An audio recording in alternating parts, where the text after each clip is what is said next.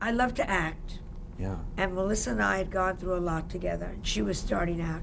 And they wanted to do this real life thing, what happened with Edgar's suicide. They approached me on the project, and I thought it would be terrific to do. And I looked at it about 4 years ago. It's a very good little movie. If it should be on Lifetime every other week. And Melissa, we had the best time doing it. I said, don't think of it as us. Think of it as Myrtle and Louise, you know?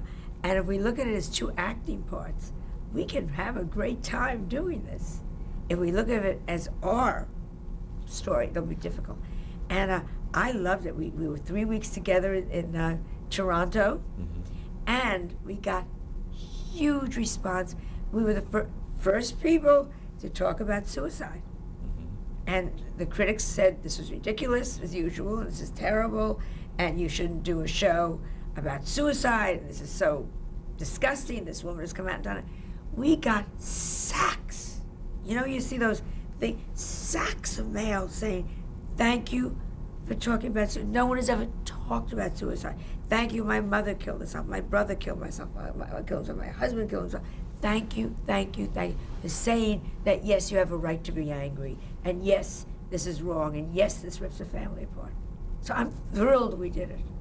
It was very therapeutic for Melissa and for me because we truly lived together and worked together. And I remember we were sitting, and Edgar's death was so raw, especially for her.